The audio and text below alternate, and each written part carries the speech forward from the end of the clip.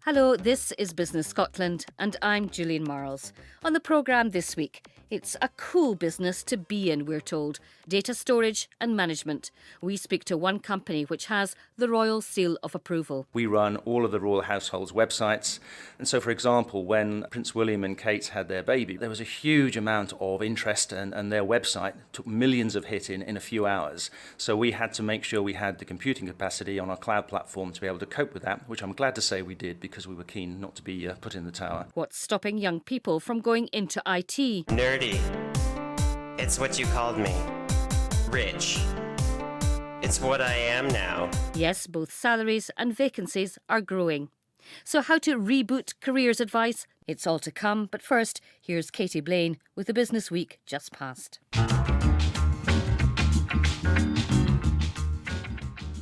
Stock markets remain volatile with billions knocked off the value of the UK's leading shares. For that reason, Edinburgh-based house builder Miller Homes pulled its planned flotation.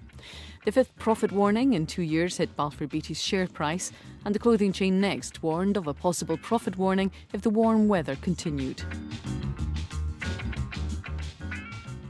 The woes of the supermarkets continued. The financial watchdog launched an investigation into Tesco following its admission that it overstated its half-year profit guidance by £250 million. Morrisons announced a new loyalty card scheme in an effort to seize back the initiative in the supermarket wars, and Sainsbury's results proved it was losing ground with a sharp drop in sales. The firm's new chief executive is Mike Coop. Clearly, in the last few months, the pace of change in our industry has changed beyond all recognition. Customers are shopping very differently to the way they were shopping even a year ago. So we're seeing an increase in the amount of outlets available to them, and they're shopping much more frequently and little and often shopping. Airline EasyJet raised its annual profit forecasts thanks to a strong end to its financial year and the impact of the Air France strike. Virgin Atlantic said it will introduce more flights between Glasgow Airport and Orlando, Florida in 2015. The Royal Bank of Scotland said an improving economy meant losses from bad loans should be significantly lower than the £1 billion it had expected for 2014. And Britain's biggest payday lender, Wonga, said it was writing off the debts of a third of a million customers, costing the company more than £200 million. Guy Schoen of Explain the Market says Wonga is just the tip of the iceberg. That's sort of taken the limelight off the fact that there are hundreds of other companies adopting the same model as Wonga that have been sort of almost avoiding the criticism because Wonga have attracted so much attention because of this big brand. The Danish-owned Velux Group said it was to close a factory in Fife with a loss of about 180 jobs. The Ministry of Defence announced a major contract supporting more than 1,000 jobs on the Clyde, and women travelling to and from offshore oil and gas installations are now banned from wearing skirts and dresses as part of new safety measures. The Business Week just passed. Now on the programme this week, we're finding out about data centres, a business that's cool. Or rather, it thrives on a chillier climate, which is why Scotland has been successful in attracting new business in this area. We also hear of the new online identity for Scots, and we look to Scotland's digital future and find out what's being done to attract younger people into IT. Now, we all have a lot of stuff in our homes, attics or garden sheds. When we run out of places to store it, we either chuck it out or find a new place to put it. Computer data is no different. If we run out of space on a personal computer, tablet or server, we often delete old files or transfer data to a storage network. And it's this which is a growing industry in Scotland. One of the leading companies is Pulsant, and I was shown round one of their data centres in the west side of Edinburgh. So here on the ground floor, we have the building split into multiple data rooms on each side of the corridor, with rows of servers and storage in each of them. I can take you into one of those now and just to show you the outline. Mark Howling is Pulsant's chief executive. They're all pretty much the same, actually. So it is noisier in here. So as you can see, we have rows of servers and storage, each of them in what you might think is a filing cabinet, but we call them racks. And then we have a cold aisle and a hot aisle. So in between servers there will be a cold aisle where cold air is brought up through the floor. And the other side of the rack of servers is the hot aisle, and we suck the cold air from one side through the server, out the other side, and then exhaust it through the roof. It's very important, isn't it, that the temperature is kept low? Absolutely. It has to stay between about 22 and 26 degrees centigrade. If it goes above that, it can be harmful to the servers. And Scotland's cooler climate is one reason why it appeals to companies. We have 10 data centres across the UK, and we provide power, cooling and network connectivity in each data centre and keep them running 24 hours a day. And in some cases, customers will own their own computer systems, put them in our data centre, and we'll just house them safely for them. But increasingly, customers are asking us to provide the computing power and the storage and the software and the skills that go with that. So they're just paying for the computing power they use in a form of cloud computing, as it's known. Yeah, I mean, if somebody was to ask you in the pub, what is a data centre, what do you answer? It's a large, dull-looking building that's very secure, that has a lot of power going to it, a lot of network connecting into it, a lot of cooling because the servers get very hot, and we run computer systems in there 24 hours a day. I mean, it sounds dull, but it's very important to the companies that we service. So for the companies, you're running the computer systems for them? Yes, typically we're running their sort of business critical applications. So it may be their order processing systems, their websites, which may be the way they interact with their customers, their finance systems, email, which is increasingly important. So all of those kinds of things we are running in our data centres. And why do you do it and not the companies themselves then? Most of our customers are medium sized, so they have maybe up to 1,000 employees. So there's some substantial companies there, but for them to build their own data center with all of the equipment and power I've talked about, and to have all the skills you need 24 hours a day, is just not cost effective for a company of that size to do it. So we can do that and look after several thousand customers and share the costs of that in effect across all of those customers. So we're making it affordable to that size of customer. So who are your customers at the moment? What type of companies? You say maybe the smaller to the larger companies, but what kind of businesses? It's a whole range, really, particularly companies who are very reliant on their IT systems. So if they're a business that can't afford for their systems to be down even a few minutes a day, then they're the kind of customer we would seek to look after. So is that kind of financial services, that kind of thing? We have some financial services businesses. We have a lot of high-tech internet businesses. We have a lot of retailing customers, logistics customers, some manufacturing customers. It's quite a range. The common theme tends to be they're running 24 hours a day typically, and they need very high availability and performance of their systems. How many people do you employ throughout the UK and in Scotland? We employ 180 people in total, of which about 70 of those are in Scotland and the balance in the rest of the UK. Why Scotland and why particularly Edinburgh for these data centres? Because they could be anywhere, could they? Well, in some cases, the data centres need to be reasonably close to customers. So where the customers are still owning the computer systems that they put in our data centres, they will need to come and visit them from time to time. So typically, you need to be within about an hour or so of your customers. For cloud computing, then it can be anywhere in the UK. And customers do tend to still want to know the data centre is in the UK, know where their data is. Usually they want to visit it to make sure they're comfortable, it's secure and it works well. But it could be anywhere. But I mean, Scotland has got obviously a large economy and lots of businesses of the kind that we would like to service.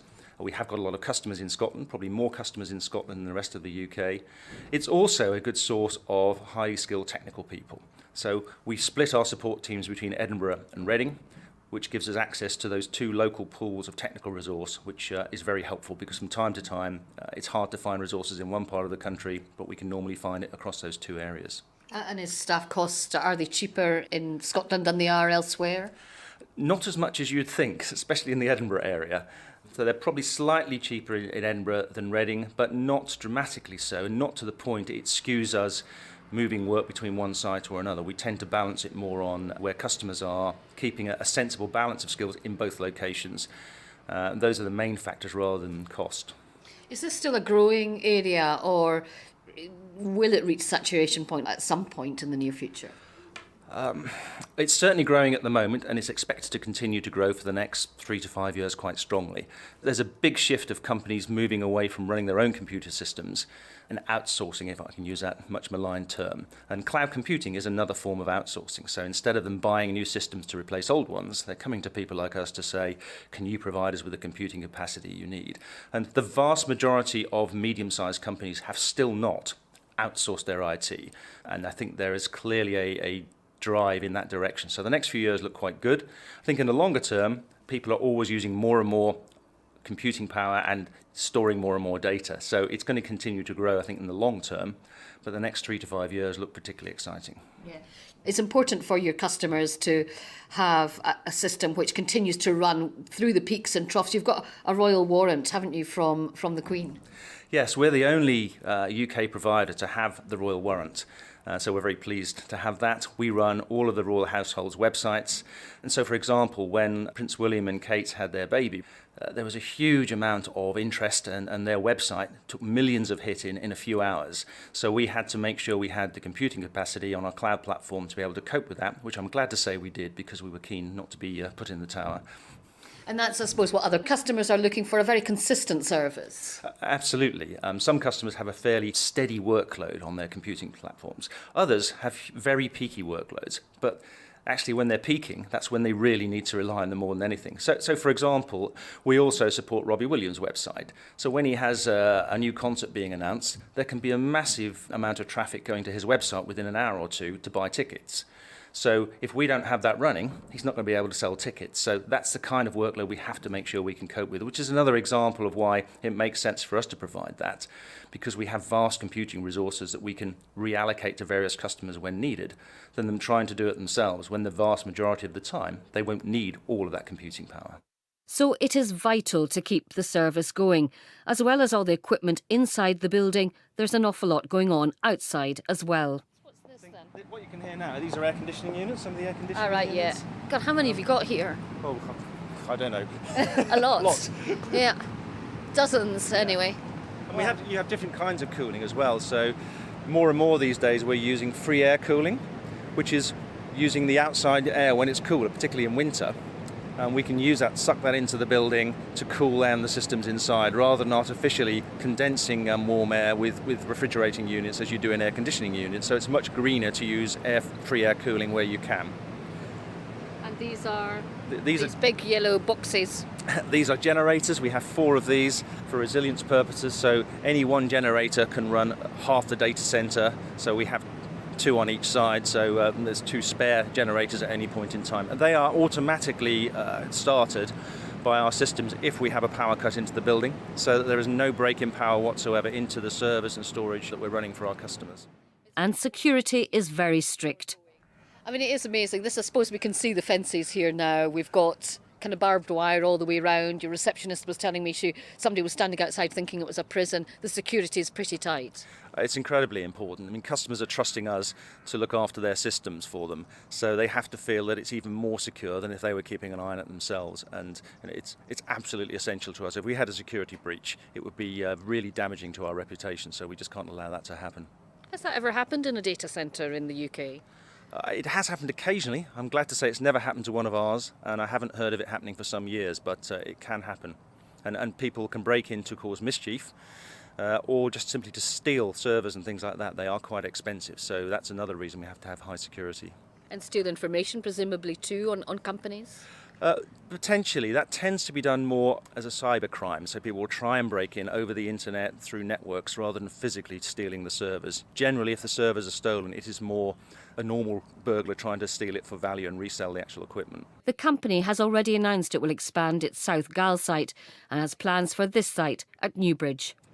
As you can see, we own all of the land within inside the security fence. So at the back here, we have room to build another data centre of the same size as the current one. And we have enough power, which is a key constraint typically for a data centre site.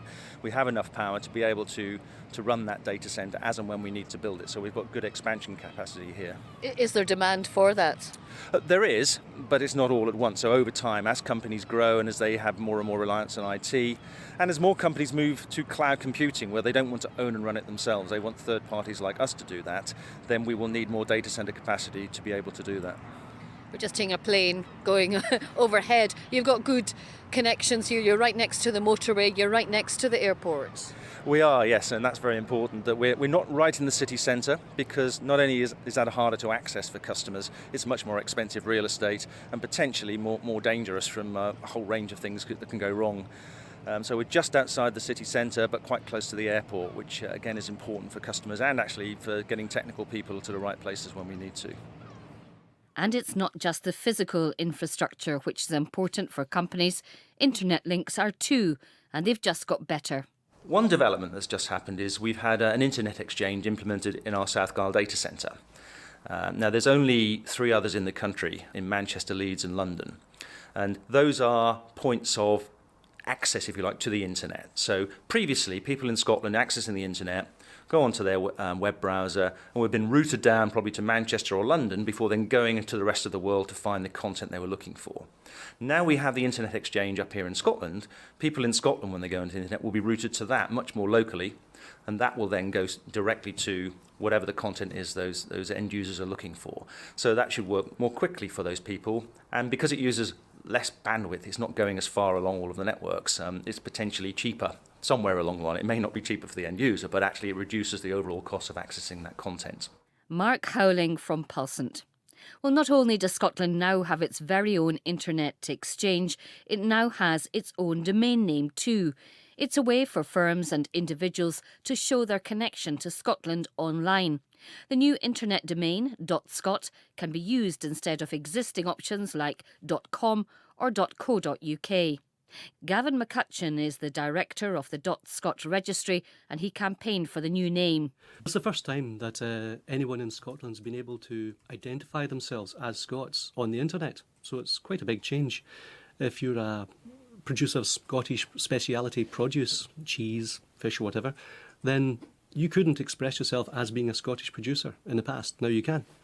We are absolutely rocked over by the demand that's been shown to us. We were expecting this to be fairly niche, but we've had an amazing response. That's Gavin McCutcheon of the .scot registry. The IT industry is a massive one, and there is a worldwide shortage of staff, many put off by the image of the industry. Nerdy. It's what you called me. At school. Rich. It's what I am now. It is the case that graduates going into IT industries are among the highest paid, and demand is expected to exceed supply by thousands of posts every year in the UK, so that's not likely to change anytime soon. In fact, you could say the situation is nearing crisis point, which is why many in the industry came together to appeal to an auditorium full of teenagers in Edinburgh to join them. The event was organised by ScotlandIS, that's the trade body for the ICT sector. Its chief executive is Polly Purvis. We're very keen to encourage young people to come into our industry. I think there's a lack of understanding at schools about all the opportunities in the sector and that it's a growth industry. Lots of small companies, so they tend to be fairly low visibility to parents and to schools and careers advisors. So we're trying to address that, and also to show young people the opportunities to both in terms of having well-paid jobs, but also to travel around the world and to get involved in stuff that's very much at the leading edge. And do you think there's a very kind of narrow view of what IT is, and people don't realise it's everywhere and it's everything? I think that's absolutely right, and I think there's a lot of people see IT as just being word processing and Excel spreadsheets, and we just need to move away from that and get them to understand the power of computing and software engineering, and also all the other jobs that go with that, digital marketing, product management. There's a wide range of skills the industry needs. And there's an astonishing number of jobs out there up for grabs, really, isn't there? And it's growing. Yes, all the statistics suggest there's about 10,000 new jobs needed in the industry every year. That is growing, and every small company you bump into is just desperate for people. That's not just in Scotland, that's across the UK. It's also true across Europe and in America. So we have got a mismatch of, lots of skills demand and not enough people coming to join the sector. How do you address that, though? Because universities can only fulfil a small amount, and you said needs about 9,000 people. There's about 1,800 graduates coming out of universities. How do you close that gap then? So we've been working very closely with the government and its agencies to develop the skills investment plan for the digital technologies and ICT industry, which was published in March of this year, announced by the First Minister.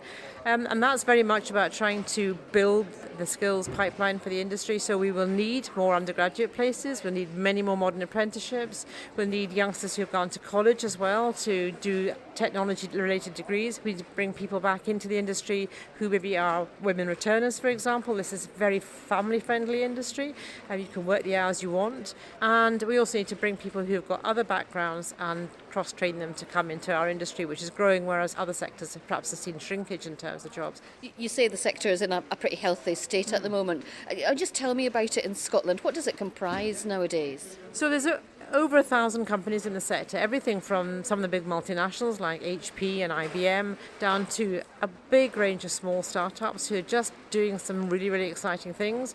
And those companies have reported over the last 3 to 4 years, on average, 10% plus growth. So we've seen good growth throughout what's been recession for very many other industries, and that growth has continued to explode. So it's increasingly in everything we do, whether it's in our social lives, in our leisure time or at work, it's underpinning changes in transport, it's underpinning changes in health, it's underpinning changes across the economy. So for us, the only way is up in terms of demand for those skills and talents. There are new apps being developed all the time. Anybody can do that. Anybody can go, oh, what if we did X? And I think that's just going to get bigger and bigger. There's 5.8 million jobs by 2020 in the app economy. If we got them all here to Scotland, wouldn't that be fantastic? Absolutely, it would be fantastic. That's Polly Purvis of ScotlandIS. Well, sharing her experience with the audience in Edinburgh was Sherry Kutu, an entrepreneur, investor and philanthropist. She's also described as one of the most influential people in the wired world. I think the single most important issue that we face today as a country is the skills gap. The kids are sort of preparing themselves at the moment for jobs that maybe were or are, as opposed to those that will be. And I live in the world of what jobs there will be, because I know that the number one problem that the companies that are growing really fast have is people with the right skills. So I came up because it's this number one problem and issue that I think we face as a nation. And if putting some people who have started companies in front of these kids can make them think that they can start companies, then that's a great thing and it's worth doing. And to inspire them, you tell your story, and you didn't really have a natural pathway into the technology industries. I didn't have a natural path into the technology industry. You wouldn't look at where I came from and think that I would be an entrepreneur or a philanthropist. But actually, I think the point is that we all take paths, and our passions and what we're excited about change over time. And I think the message for me is I met some amazing role models that changed my view of what I could be working on and the impact that I could have. And I think that I look around the world today and I look at the technologies that we're using, the apps that we're using, and I think, I wonder what the story is behind the people who started those up. I use Twitter every day, I use LinkedIn, and I've been fortunate enough to have met the people who run those, and their stories are all unique, and they're just following passions that they had and solving problems that they wanted to solve for themselves, and we can all do that. Is part of the problem, though, not that people put labels on things? I mean, you were saying somebody told you were an entrepreneur, you didn't even know what the word was.